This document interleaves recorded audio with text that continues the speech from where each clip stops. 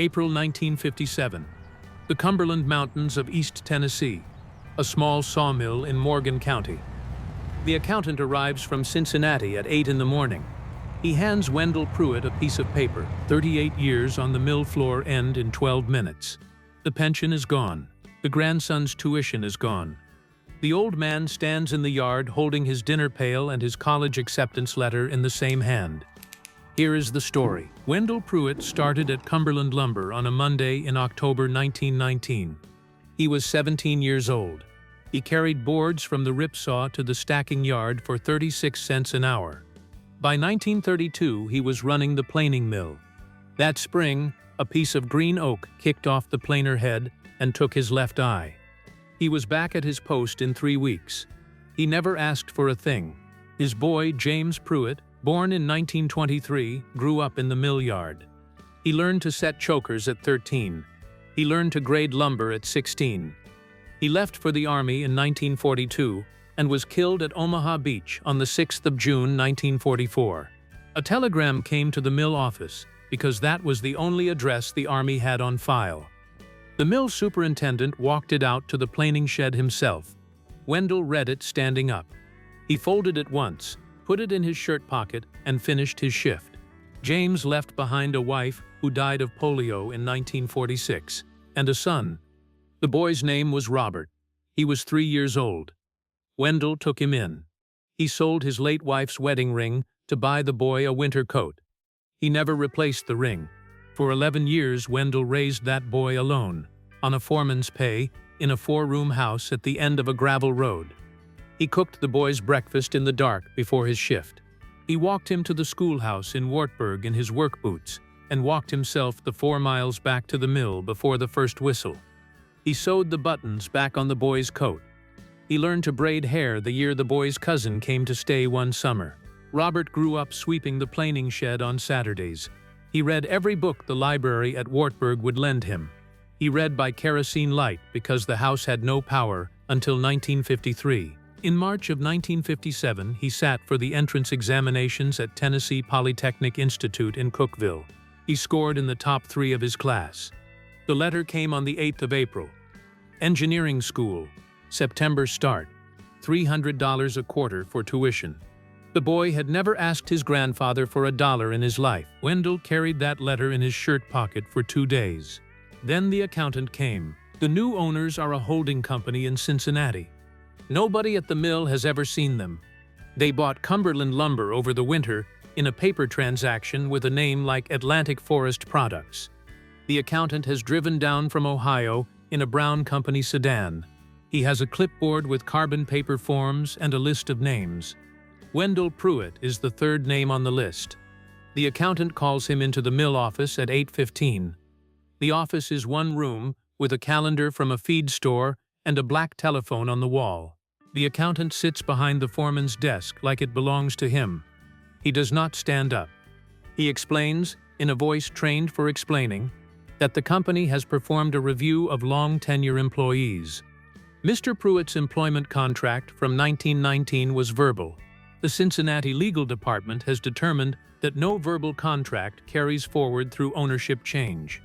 The previous owner's pension promise is not, the accountant says, an obligation of the new owner. He is sorry, he says this twice. He uses the word unfortunately. He hands across a single sheet of paper. A severance offer. 2 weeks of pay. $112. Wendell Pruitt does not sit down. He stands in his work clothes with the lunch pail in his left hand and his grandson's college letter still in his shirt pocket, the corner of it just showing. The folded yellow paper. 38 years, he says. That is all he says. Yes, sir, the accountant says, pleasant, and the company appreciates that. 2 weeks' pay is more than the law requires. We're trying to be generous. He slides the form across the desk. He clicks his pen open. He waits. Across the road, in the front window of a small concrete block diner with a hand-painted sign that says TATs, John Wayne is finishing a 2nd cup of coffee. He is 49 years old. He has been driving for 3 days. He flew into Nashville on a Sunday to visit the Hermitage, Andrew Jackson's home. because his mother's family came out of country like this 2 generations back. And at his age, a man starts thinking about where he came from. He spent a morning at the Hermitage. Then he rented a long blue Buick and drove east into the foothills, alone, with no schedule and no studio knowing where he was. He has been stopping in small towns and looking at the country. He stopped at Tate's because the parking lot was crushed gravel and the sign was hand-painted, and he was hungry. Earlene Tate poured his coffee without recognizing him.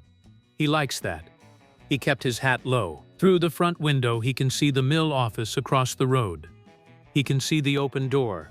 He can see Wendell Pruitt's back. He can see the accountant behind the desk, talking with his hands. Where are you watching from? Drop your state in the comments.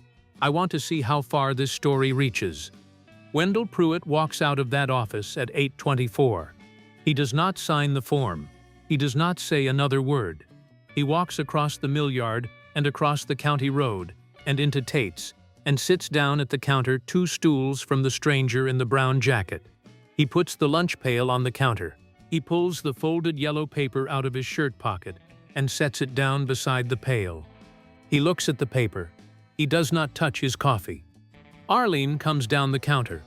She has known him 30 years. Wendell, she says, soft. What did they do? He does not answer her. He cannot. The stranger at the next stool, the big man in the dark brown jacket, sets his cup down. He does not look at Wendell. He looks straight ahead, at the pie case, the way you do when you are listening hard but not staring. Arlene, Wendell finally says, they took the pension. Verbal contract, the man says. 38 years. He picks up the folded yellow paper. He opens it. He smooths it flat on the counter between his 2 scarred hands. It is the acceptance letter from Tennessee Polytechnic Institute. Robert's letter. $300 a quarter. September start. Arlene's hand goes to her mouth.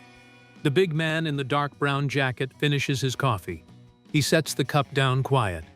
He gets up from the stool. He drops $2 on the counter beside his plate. He picks up his hat from the stool beside him and puts it on. He walks past Wendell without a word. The payphone is on the back wall of the diner, beside the door to the kitchen. It is a black wall set with a chrome dial and a fold-out shelf for change. The big man stops in front of it. He reaches in his jacket pocket and brings out a small leather notebook. He flips through it. He finds a number. Have you ever had someone step in for you at the exact moment you had run out of moves? That moment changes everything, doesn't it? He drops a dime in the slot. He dials a number in Nashville. He waits. He says, when the line picks up, Tim, it's Duke. He listens. I need a favor. There's a man in a mill town up here in Morgan County. Name of Pruitt. 38 years on the floor of Cumberland Lumber. Lost an eye to the work. Holding company in Cincinnati, just cleaned out his pension on a paperwork dodge. He's raising a boy who got into Tennessee Tech on an examination. Engineering. Needs $300 a quarter for 4 years, plus what the old man should have been drawing all along. He listens. I know your father's bank handled the Bell Telephone Widows Trust in '46. Can your people put together a private assistance fund? Anonymous donor. Quiet. The old man's not to know who paid for it. He listens. I'll cover the whole amount. Wire it Monday. You set it up however looks right on paper. Tennessee Workers Benevolent Trust. Something like that. Use your firm's letterhead. Send it certified mail to a Wendell Pruitt, care of Cumberland Lumber, Wartburg, Tennessee. Make it look like he qualified for something he didn't apply for. He listens. He laughs once, soft. He shakes his head. No, no press, no name, just do it. He hangs up the phone. He turns back toward the counter. Earlene is watching him. Wendell is still looking at the yellow paper. The big man walks past them on his way out. He stops at Wendell's stool. He puts a hand on the old man's shoulder, just for a second, the way one working man touches another. He says, quiet, that boy of yours is going to school in September. Wendell looks up at him. His one good eye is wet. Mister, he says, I don't know you. No, the big man says, but I knew somebody like you once, long time ago. He tips his hat to Erlene. He walks out. The bell over the door rings. By the time Wendell Pruitt gets to the window, the long blue Buick is already turning out of the lot and onto the county road, heading north toward Kentucky. Could have walked out of that diner and finished his trip and never given Wartburg, Tennessee another thought. He could have left it where the paperwork left it. He could have read the morning papers in a hotel room in Lexington and forgotten it before lunch. But instead he walked to the payphone, and he made one call, and he wired the money on Monday. 12 days later, a certified letter arrives at the millyard office. The mill superintendent walks it out to the planing shed himself, the same way another superintendent walked a telegram out to Wendell in 1944. The two men know it. Neither one of them mentions it.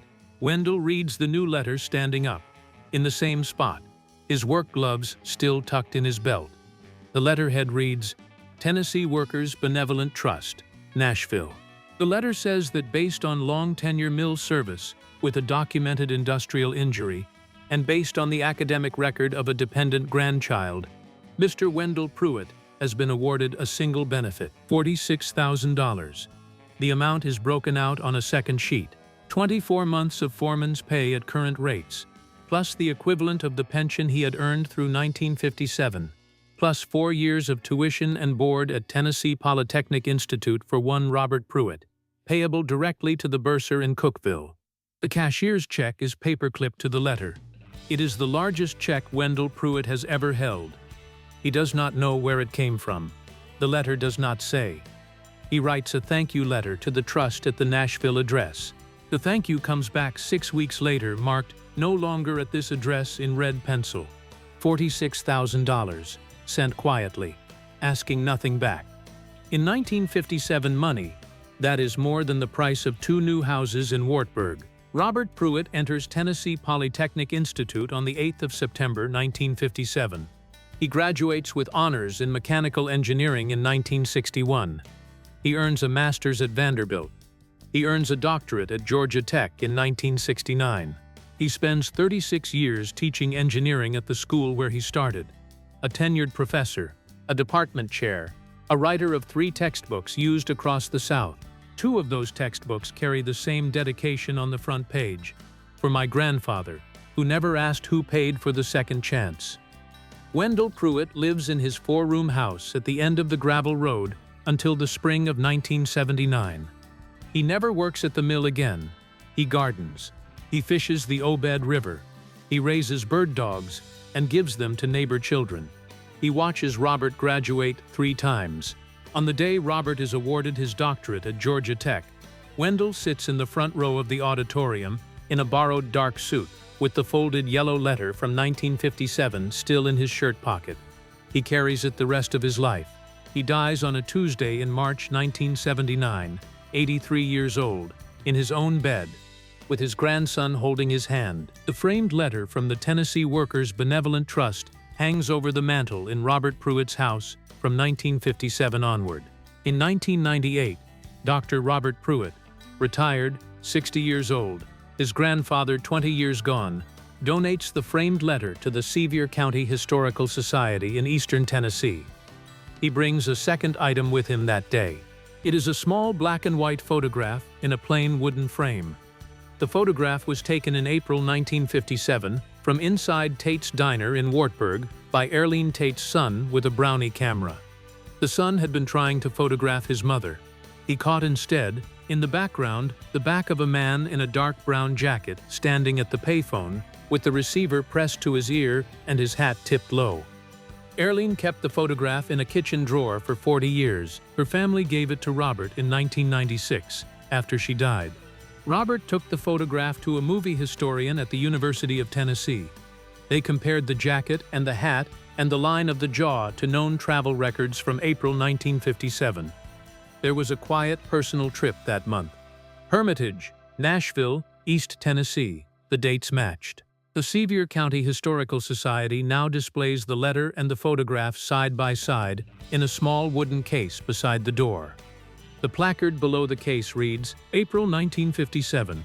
A working man of this county was helped by a stranger who would not give his name.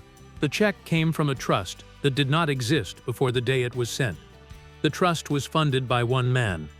We believe we know who he was. There is nothing else in the case. The placard does not name him. Robert Pruitt asked the Historical Society to leave it that way. He said his grandfather went to his grave not knowing the name, and the dead deserved the same quiet the living gave them. 41 years between the phone call and the photograph behind the glass. One letter, one check, one college degree, then 3. One small wooden case beside a door in eastern Tennessee that almost nobody ever stops to read. That was a man. If this story reached you, do me a favor, pass it on. Share it with a veteran in your life, or with the grandfather who raised you. Hit that subscribe button if you haven't yet. There are more Duke stories coming. And unfortunately, they don't make men like John Wayne anymore.